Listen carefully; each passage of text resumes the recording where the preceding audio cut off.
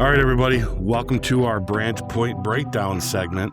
And today we're doing Spider-Noir, which was, the trailers were great, and we ended up able to get through this show in a very short amount of time, which was amazing, to be completely honest with you. Sammy's going to do what we usually do with our retrospective real quick. He's going to give you a little history behind what the making of this and why it was made and where it came from.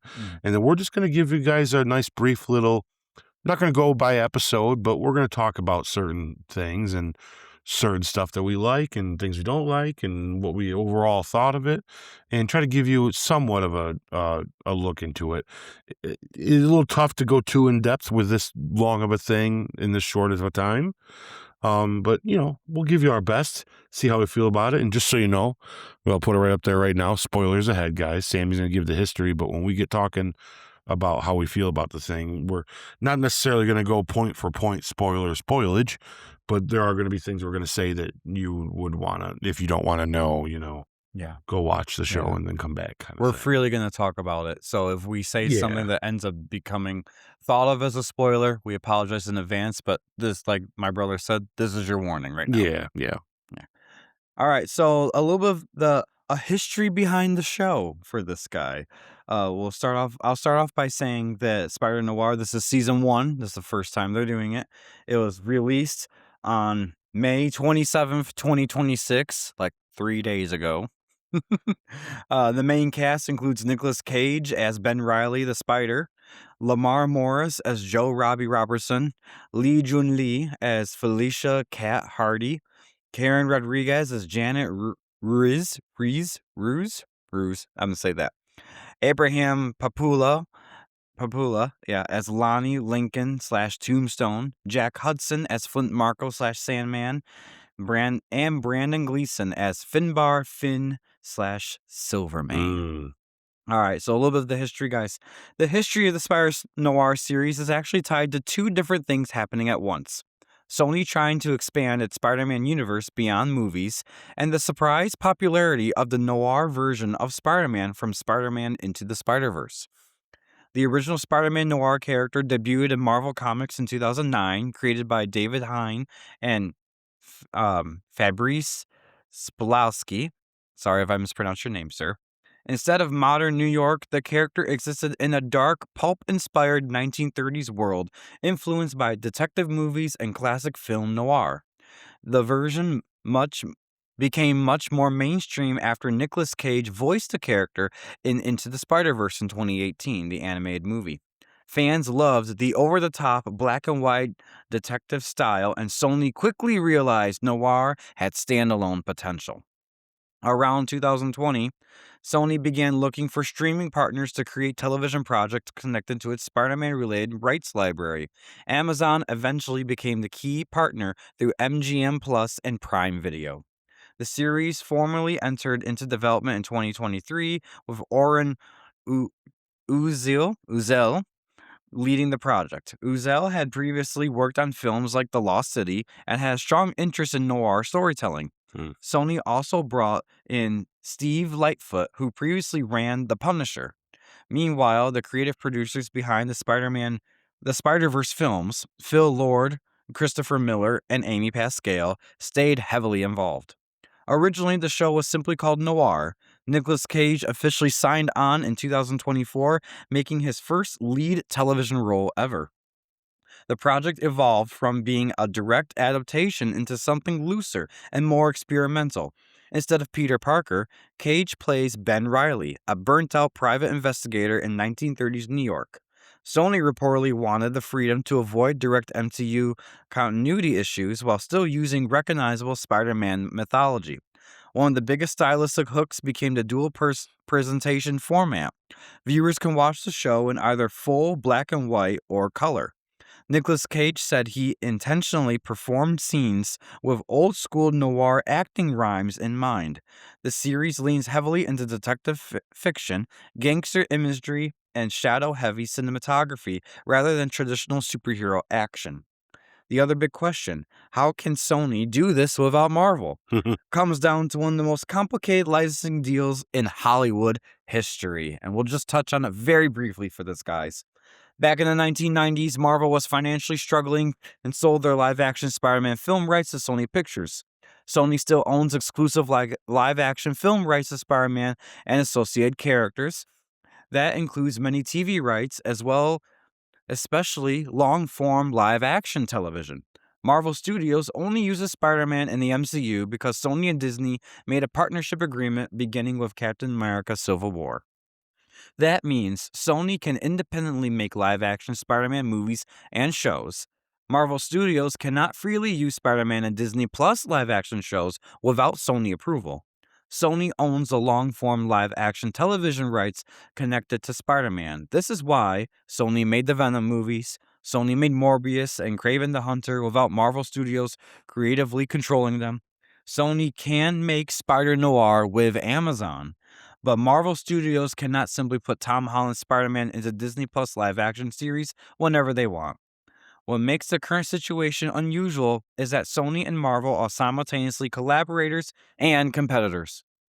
Sony benefits financially from MCU Spider-Man movies because Marvel Studios helps creatively produce them, but Sony still fully controls the underlying live-action rights. That's why projects like Spider-Noir can exist completely outside of the MCU while using Spider-Man-related concepts and characters. So, I hope that explains it for everyone. Yeah. That's a little brief history behind the show. It's exciting. It is exciting. All right. So, how do we want to break this down? I think we could spend all day on each episode, I think. And I think that's the tough part. I think we should just go ahead and talk about the first 4 episodes. Mm-hmm. And then talk about the last 4 episodes. But I don't know if we should go into too much detail about each episode. I think we should just do, honestly, we could get away with just doing our overall thoughts on each section, but also on the whole show in general, so. Yep. I'm completely fine with that. Yeah. I think that would be, we could highlight the parts that we really want to talk about that stuck out to us. Yeah. Whether good or bad type thing, because this is a review, guys. We're going to give you our honest thoughts on it and go from there. First off, I want to find out from you, Ike, how did you watch the movie? Did you watch it in the black and white the show, black and white, color, or a mix of both? I watched it in the color. Yeah, I thought the black and white would be fun to do later if I liked it in color. And I got to tell you, the color is pretty vibrant. It's pretty good. What'd you watch it in? So I had this idea of doing 2 episodes color, 2 episodes black and white, and go back and forth. I don't know if anyone else had this problem. I watch everything on my Roku. So I have Roku TVs, a Roku stick and things like that. Well, when I go to switch between color and black and white, it kept glitching on me and would not let me pick an option. Oh, wow, that's weird. Yes, I was so frustrated when I was trying to get to I wanted to watch at least the last episode in color, but every time I went to go and change it, it kept playing only the black and white version. So, not really by choice, I watched the whole thing in black and white, except for the first episode and last episode. I had to watch the last episode on my phone because it let me pick the color. Its color's great, isn't it? It's beautiful. And honestly, I did not mind the black and white. No, black and white's good too. I enjoy stuff in black and white. Yeah, I do. And I guess I can say it was forcing me to watch it in the noir feeling, how it was supposed to be type thing. But I do admit the color really is nice. Especially what I like too is you watch an episode in color and it gives you the recap of what's happened. And those episodes, if you watch them all black and white, you got to see the glimpses of them in color. And you're like, oh, her dress was red. I thought it was blue. Different little things like that to be like, oh, that's cool. So anyways, yeah. So I was forced to watch it in black and white. Yeah. So if anyone else has had that issue, please comment down below and let me know, because I thought it was a me thing. And 2 TVs in my house I tried doing that with, and they did not like me for choosing it in color. So anyways. So I think this story is so complicated, being a noir style, that it makes it hard to review in a timely fashion. That's why I'm struggling with this review tonight, because it's like, I want to talk about the show in general, like details. But to go into details, though, we gotta tear apart a lot of story, because in noir fashion, it is a heavy story. Like, there's a lot to talk about. Like, there's a lot of things going on. So it's just a matter of us talking about the things we like and like what the direction it was going and what it looked like and what it should. Yeah. Yeah, I agree. It was really cool to see how they put this all together. And I'm trying when I was watching it to catch who was what character type thing. Like some of them they made a very obvious cat is Felicia Hardy, the black cat, things like that. But and then Flint Marko, of course, everyone knows the name Flint Marko, related to Sandman, things like that. But for the other characters, it wasn't it was harder. Yeah. To figure out who were they in the way that we know of them. Yeah. Yeah, well, it's a whole different universe too. So it's one of those things where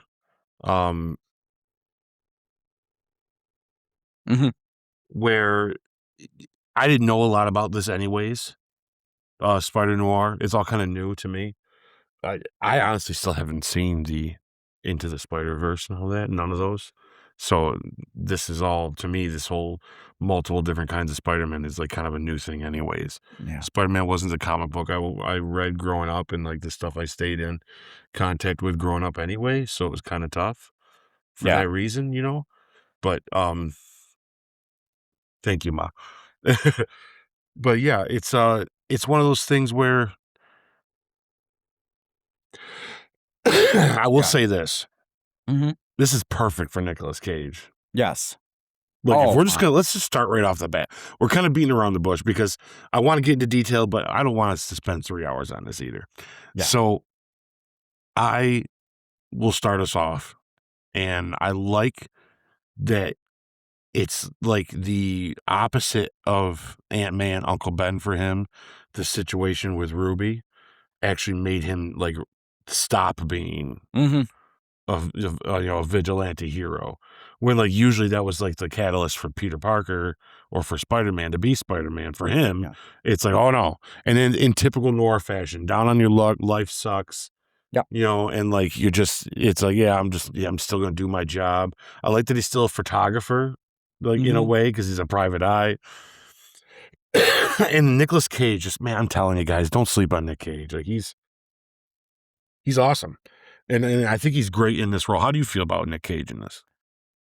He reminded me in this movie of why he is a good actor. Yeah.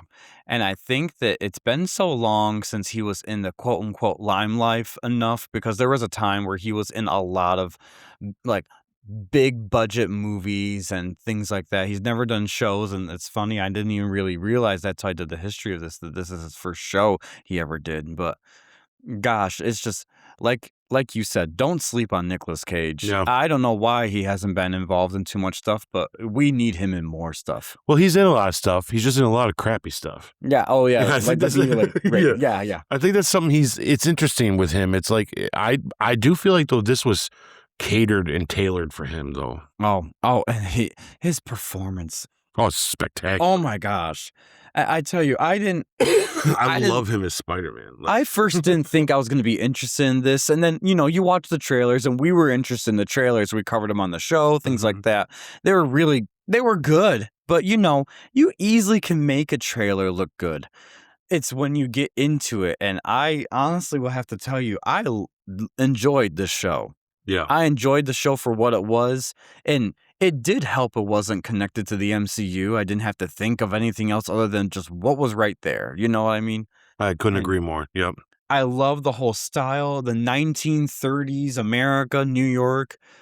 So cool. It just the Irish gangster and Silvermane, like, that was so cool. Yeah, was cool. I like these beginning setups. I like Yeah. this idea that there's like a two mysteries going on right here, right? It's the mystery of him and who he is and where he's from and all that and his idea, and then the mystery that he's solving, and in a true noir fashion, it gets real complicated and it gets deadly and it gets scary. And Brendan Gleeson are coming or not? Yeah, it's Brendan Gleeson, correct? Yeah, wow. I mean, the monologues he has in this show, the stuff he says, and Yeah. he tortures this person at the end of this episode 1. He's a nasty guy. Like, excuse me. And he plays that real well. I like how he plays that. He plays that real well. Stuff that stuck out to me in these first 4 episodes, the most part, was the cinematography. And I love the opening credits. The music. I agree. Oh, yeah, the music. I mean, it's just great. Oh, in it that was sense. so good. Yes. Yeah. I love how the music plays to Yeah. it. It plays to this idea of what the style is of this show too, and where they want it to go. Let me see. I had something written down here. I do love the character choices. Do you like the actor who plays Sandman? Yes. Cannot remember his name. We have it written. I have it down here. written down here. Yeah. I'm awful with the names of these actors. It's okay. I completely am too. Jack Hudson. That's right, Jack Hudson. I should have known. Good. that. I liked him. Yes, I think I liked him a lot. Yes. Like, he was one of my favorite villains of these villains, quote unquote. right. Victims, you could even call them. Yeah. Yeah, they're definitely more victims. Like, yeah, but they're not at the same time. Yeah. It's complicated, right? It's like they're villains by circumstance, not by choice. Right. So, right. Except for the one guy that plays Electro. Yeah. He's, or whatever you would call him in the show. Megawatt, right? Megawatt, something it's weird. Wild. Like, it's stupid, but he's just definitely a bad dude. Yeah. But I like that we're breaking this up into like the 4s, because this first part of this is just a straight up noir and awesome and fun. You know what I'm saying? Yeah. And the rest of it though is like there's something. It turns into something different halfway through. So I won't get there quite yet. I want to talk on some of this other beginning parts of this. But I do love the cinematography. I think the music choices were great. Yeah. Would you have anything in these first couple episodes that really stick out to you? I mean, I think I'm just going over like the idea of how everybody is pretty much, and I like that this is set in the time that it's set in. I feel like it works for it because everybody is very relatable and grounded, and it feels like the time that it's in, like it's during like the Depression, Prohibition time. The characters are all down on their luck. It's kind of like how America at the time felt, and it all feels like it belongs there. That the era that it's set in and how it's played feels like its own character in this, which I think highlights Nicolas Cage. And when he does don the suit finally and come back as, the Spider, I think it just, I don't know. It sold me on that in a hurry. And I thought that was going to be the hardest part. At first, I got to tell you, when I went through the first part of the first episode, I'm like, man, this is how this is going to be. This is going to be weird. And I don't know if I'm going to like this, but just the way they talked, like it was definitely like they did by the number. This is a noir style. Like this is old school that you'd see way back in the day kind of movie. And I'm just like, man, I'm in. I was sold right off the bat. Yeah. I completely agree. For me, on a personal taste, the first couple episodes for me, again, were kind of slow. Yeah. Episode 1, I liked it because it really threw you into this world that they have, and you start learning about the characters, like getting a base. And you need to have these episodes. But, like with every TV show, some highs and lows here or there, depending on intrigue, interest, things like that. Yeah. But within these first 4 episodes, it was when I got to episode 4, that's when I really got more invested into it. And it was from that point onward, every episode was just banger after banger when we got to it. And so, but you needed the first 3 episodes to get there, so you have some basis to establish some of these characters on. And not one of these characters did I think was unnecessary type thing for what they had, you know? Yeah. It was really cool. I like the whole cat, uh, her flirtatiousness with Ben Reilly there. I love the relationship between Ben Reilly and his assistant Janice, his secretary. She's hilarious, good comic relief, but Ben alone is a good comic relief right there for Nicolas Cage. Very good. I love the over the topness. Yes. Now, I did watch the Into the Spider-Verse movie. I won't talk about too much here because I know I'll get a lot of hate. But the Spider-Noir thing, that's interesting that was the thing a lot of people grasped and they love Nick Cage as it. And what do you know? Why not have him just actually play him in real life type thing? And they did it spectacularly. If they had started this off as their Sonyverse, Spider-Verse type thing, instead of the other movies that you had gotten, you would have had higher praise for what Sony can do with Spider-Man characters. Man, if this was a feature movie, yeah, oh my, that'd be interesting. Ooh, that would be interesting. Yeah, I do appreciate it more that it's a long form TV show. Yes, because you can get into a lot. Well, this style of this noir feeling too, it works better as this. I actually was rolling around in my head. Would this have been better if we could review it week by week? It'd been easier to watch and easier for review time. But like, I don't know if this show would be as good week to week. It's a little slow. Yeah. So it's almost good that you can be like, I can go to the next episode, Yeah. And keep going and kind of get it as it goes. Because it still tells more of a story. But yeah, when we get to like this middle part where we get into some of these flashbacks, oh my gosh.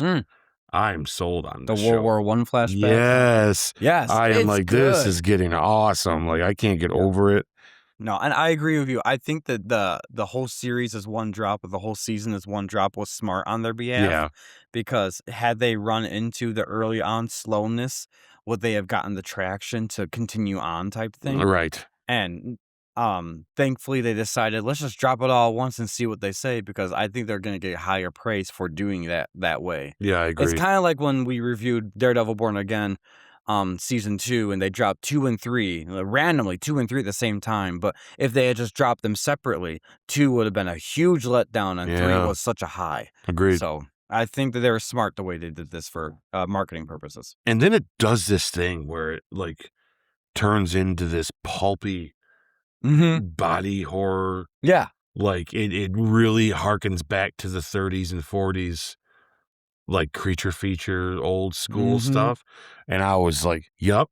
Yeah, I do a whole other segment on these kinds of movies. That spider thing. Ooh, the Spider-Man guy there? That bit him? And I like that's what's changed him. Yes, it's not just the whole cliche of how Spider-Man becomes Spider-Man. This is another universe of him. So this is cool that it's a bite from a mutated man that looks like a spider. And the thing is, what looking? That is freaky looking. It's awesome though. Yeah, it's awesome. It's so cool. I'm glad I saw that part in black and white, because I would have been creeped out if it was in color when he lifted up, and that thing is like, was it eating in him or coming out of him? It's like coming out of him. Yeah, that huge spider. Like, oh my gosh, it's huge. Yeah. Not to mention the whole other side of his face is all these different eyes, like a spider, and it's But it just goes into that territory and just does not like. Yeah, and it keeps going. As the show goes on, it never slowed down further. And I like that he is Peter Parker. Do you catch that? That his name is Peter Parker, but he had changed it. Was it? Wait a minute.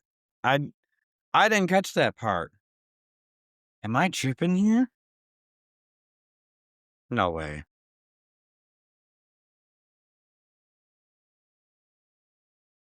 We're double checking this, folks. Yeah, because I'm just I know that he had changed his name to Hyde and changed it to Ben Reilly. I didn't think the original one was Peter Parker.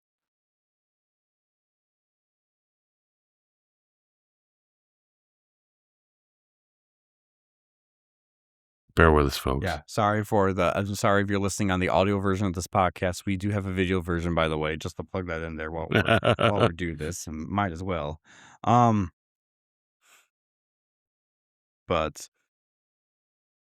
we're looking up, and please comment in the comment section down below if you can do it. Did he change his name in the show? Have to make sure you clarify that, because of course, La Google is gonna pull it up on anything. And my iPad does not want me to know. But why do I feel like I heard him change his name and his original was yes, Peter? I agree with you there. He did. He changed his name when he moved and everything, so they wouldn't find him after what happened in World War I. However, I do not recall them saying his name originally was Peter Parker and they changed it to Ben Reilly. I thought it was Ben something even, but I don't think, maybe Ben Parker? Would it be after Uncle Ben, you think? Oh, that's a good question. I don't know. Because isn't Riley like after Aunt May? No, because Uncle Ben Parker, I think that would be. But was her maiden name Riley? Wasn't there something like that? Was Aunt May's maiden name Riley? Guys, comment down below. I know we've reached a little bit of a quiet moment as we're trying to figure out what the heck. It's okay. It's worth it, guys. Because if I'm right, for some reason I thought that's what I heard when I watched it, which is crazy because this whole time I'm thinking it. So wouldn't it be wild if I'm just wrong? It'd be okay. Yeah. It wouldn't be the first time. Maybe I did. This was like, I was probably watching this episode like midnight the other night. So.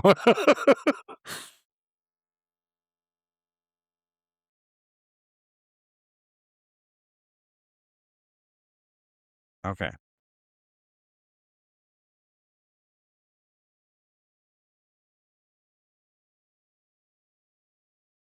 Yeah. So I probably am wrong, to be honest, guys. They call him the Spider.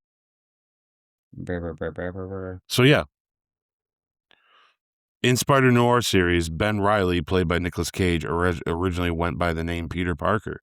He changed his name to Ben Reilly after the war, adopting his new moniker to hide his past and start over as a gritty 1930s private investigator.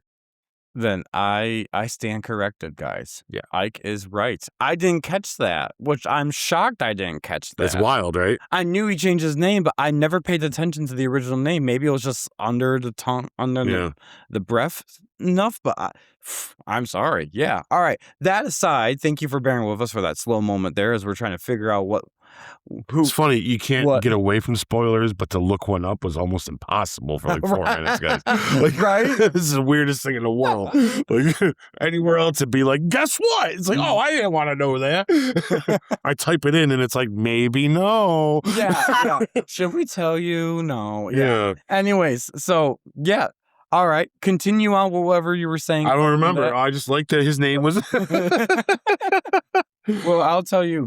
I like that he was Peter Parker. So it's kind of like it's interesting that they played around with that idea still. Yeah. And then changed it like that. And I'm thinking about his origin, It's like, I like that, he's Peter Parker and he's not bit by a little spider, but by this weird mutated thing. I don't know.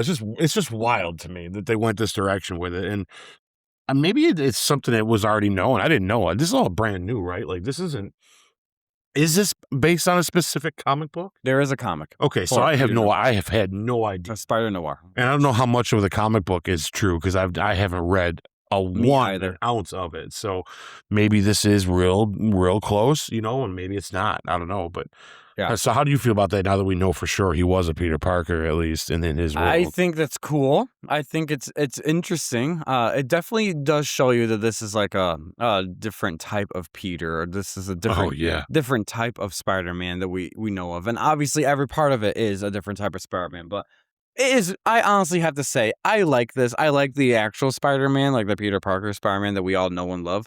But I dig Ben Reilly Peter Parker. I love it. Yeah. I like his outfit. I like Nicolas Cage doing it. It brings this sort of Spider-Man feel, but also giving you a different genre that you're not used to seeing that I actually want to see more of. This type of show makes me interested in. This is how I'll say this properly. I love that you can take a character that's like a comic book character and has similarities to things that we know of, throw it into another genre to get someone interested in that genre too. Mm-hmm. If, say, for instance, you're not into Western movies, but then you put Wolverine in a Western style movie, and all of a sudden, am I interested in Western movies now? Mainly because you have now a gateway to get into it and be like, oh, one of my favorite characters is in it from another type of genre. That's cool. But it opens the door for you a little bit more. This is how I feel about the Spider-Noir show, is that I like Spider-Man. I like this take on the Ben Reilly version of Spider-Noir, Spider-Man. But now it's made me interested in seeing the old gangster movies that are in black and white with the filming like this, because honestly, it's pretty cool. Yeah, it's a lot of fun. So it is pretty cool. Yeah, you're right. And some of those old movies are great, man. And this is a great way, like I said, for that type of stuff. Well, what this does well for people like you, because I've seen movies like this before. I watched a lot of movies. What this does good, though, is it gives you, now you see why those movies are liked, right? But what's good for you, though, is it's still filmed very modernly. Like, look at the angle we're looking at right now. Like, that's not typical from those old movies. When you watch those old movies, they don't look like this, though. So when you do venture into something that fun, you're not going to get the cinematography that you got in this.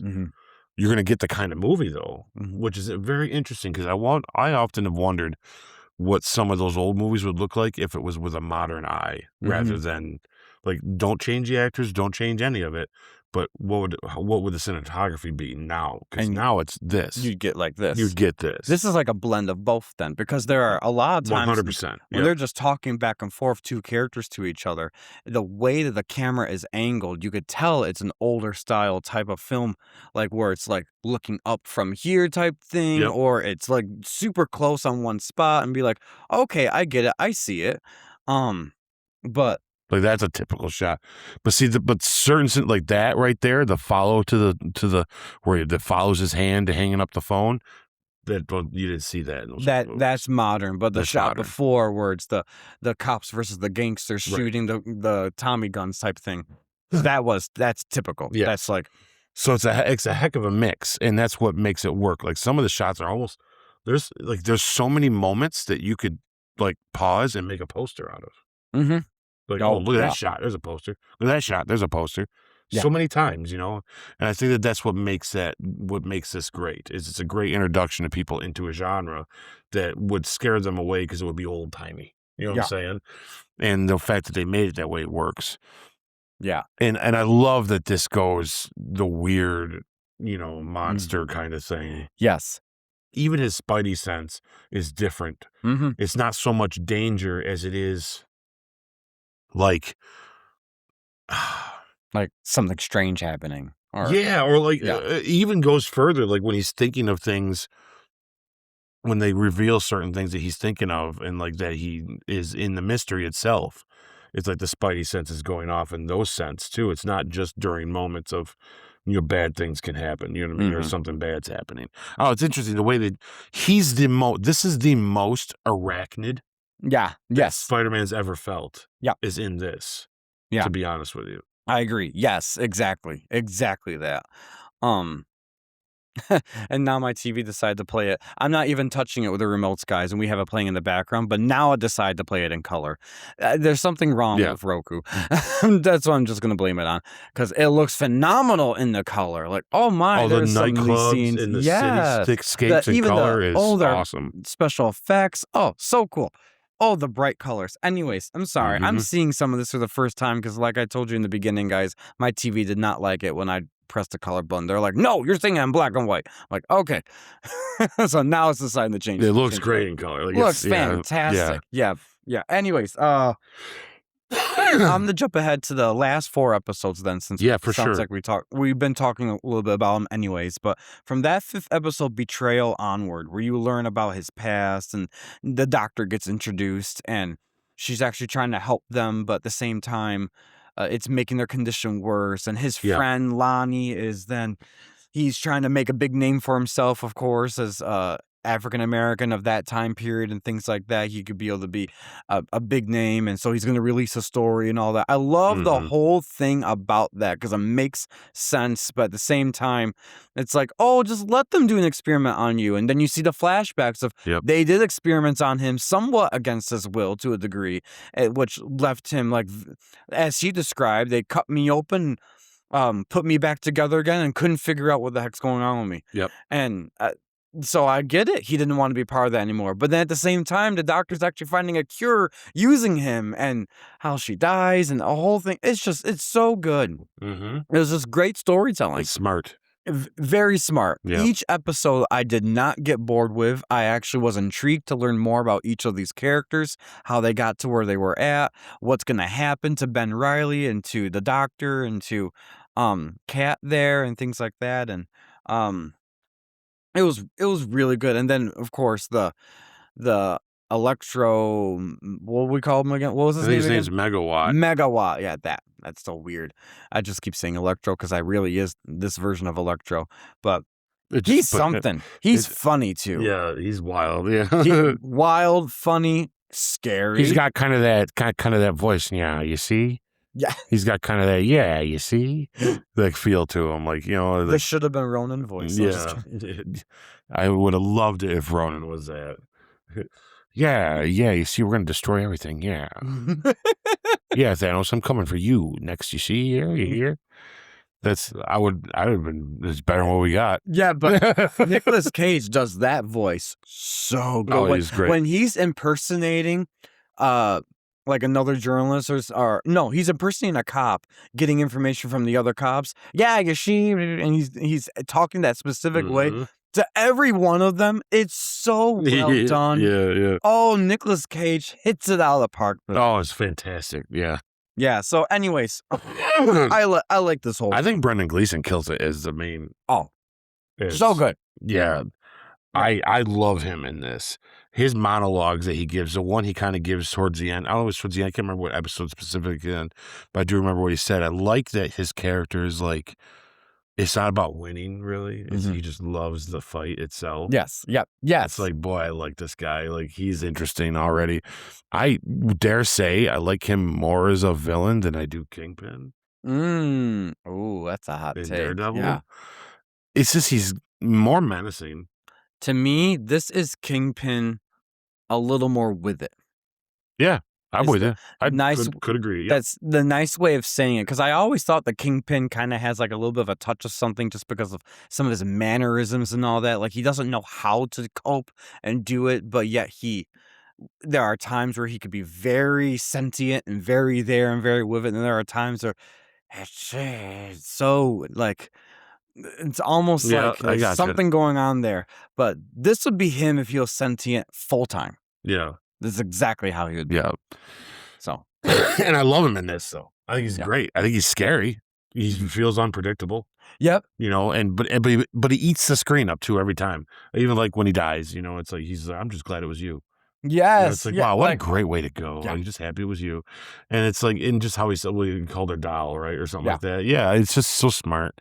The writing in this is spectacular. Yeah. Yeah. No, it was really well done. Yeah, I agree. All right. I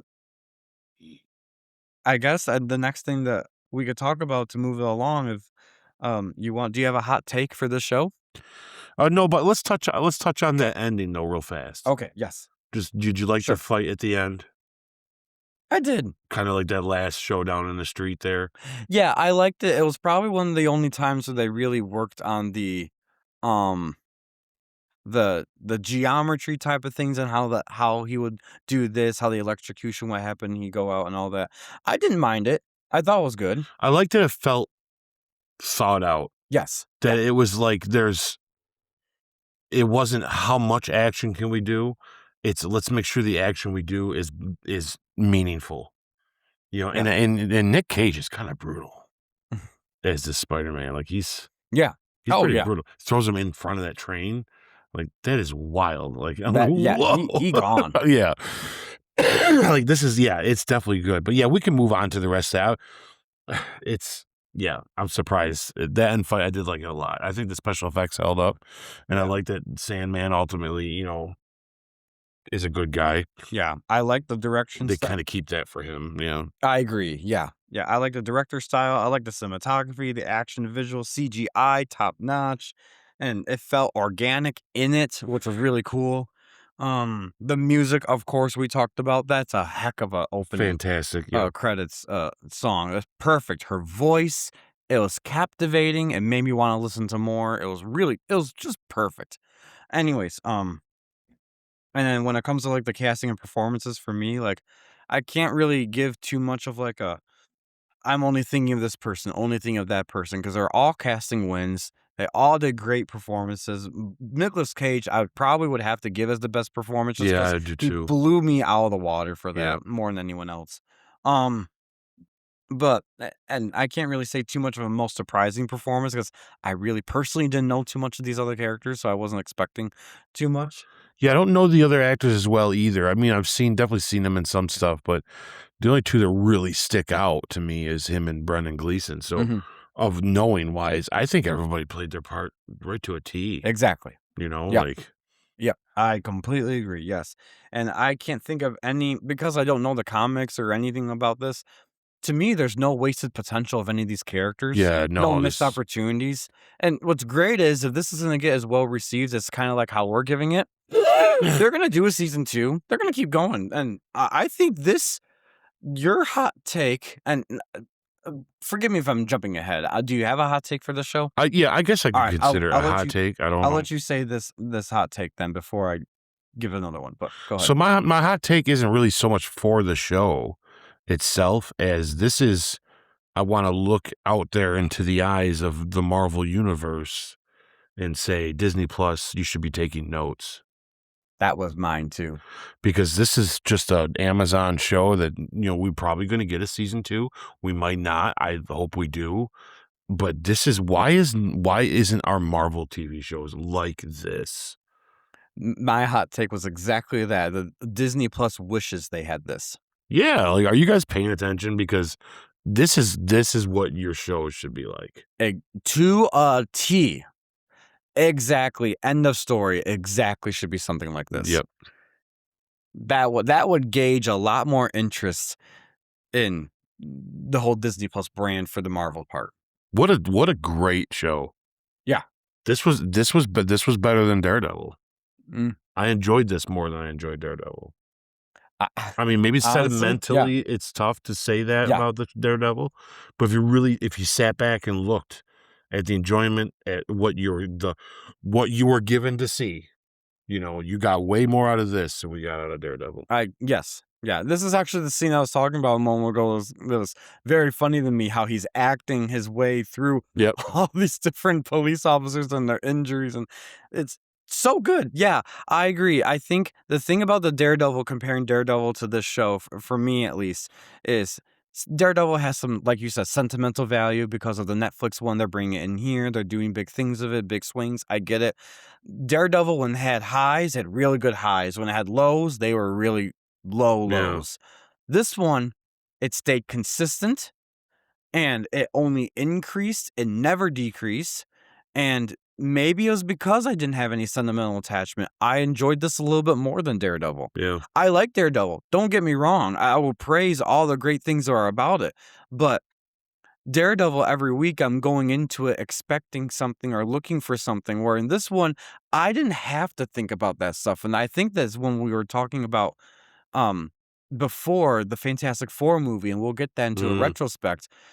That was a refreshing take to be able to go to the theater, watch Fantastic Four First Steps, and not have to think about everything. Oh, I agree. Yeah. And so this gave me that same feeling, and I feel like that's what Marvel is going to be looking for when they're doing their reboot of the MCU. Just a fresher take, start over, soft reboot, not full on, but enough where we don't have to feel that anxiety a little bit about that stuff. Yeah. So that's just Yeah, my hot take is exactly like yours. I think we're still too new from it to understand exactly what this is going to be. Yeah. Like, I got to be honest with you. I don't want to give something too much high praise and have that recency bias. Yeah. But I got to tell you, I mean, I can't wait to see the majority of what everybody else feels too, and really get an idea of what overall this is. Because personally, the writers of this, they need to get an award. Like, this is just, the dialogue is good, the cinematography is great, the storyline is thought out and deep, and I don't know, it's to me, it's a knock out of the park. They make this look easy, which makes the rest of whatever crap we're getting wonder why you can't do this. Like, if these guys can do this with this, what are you guys doing over there? Like, what's happening here? Yeah. I agree. So it makes the ones bad that are bad look worse, and that's saying something. Yeah. So, because not all of it's terrible, but this is like, this shouldn't have been this good. I agree. I completely agree. Do you think it's too fresh for us to give it an accurate scoring, though? Or do you think I think it'd be fair to say, let's do a scoring now, and then next week, for fun of it, we'll just, before we, we'll tell our viewers, hey, last week we talked about Spider-Noir. We're going to give you now that we've slept on it for a week, we're going to tell you if that score still stands. Okay. Because I'm always comfortable giving something the score on the first time I see it. Why I say that is because there's lots of things I've seen I'll never watch again. And I don't think that this is something I'm going to go home and turn around and watch again right now. But I can't tell you that it's not one of these things that I could throw this on some night and just relax to an episode. Yeah. Maybe not every episode. I just go to one I really liked, and because rewatchability wise, that's where the score could change for me. But that's in a retro of it, right? Like, we're just kind of reviewing this as is. Yeah. I was pleased with what we got. Now, will I go back and watch this again? I could, and I would, maybe slower again, but yeah, that's true. Does that make sense? Like, no, you're completely right, because we are filming this, guys, on a Friday night. This show came out 3 a.m. is the earliest we could watch it on Wednesday morning. Yeah. So we've been saturated with it for 3 days. We chugged along because we want to give you this review the best that we can. But at the same time, we don't want to do a disservice to you and give you a quick off-the-shoulder type review. We want to make it full-fledged. This is how we actually feel about this. But what I will tell you is first impressions do mean a lot. Yep. So I will always be honest. If I walk out of a movie or walk out of a show, and if my first impressions are positive, then that's what I'm going to talk about. Because if you have to leave something and then wonder if you like it or not and give it a good score because you had to wonder if you liked it or not, then you need to be very honest about what you were pleased with or not. Because I've sat through 3.5 hour movies and be able to come out and give you a score like that. You know what I'm saying? Yeah. First time I saw Horizon, I thought it was a classic. And right now it's getting crap and everyone's pooping on it in Hollywood, but 60 years from now, it's going to be seen as a classic. Guaranteed. You know what I mean? Or I felt the same way about F1. As soon as I walked out, that's amazing.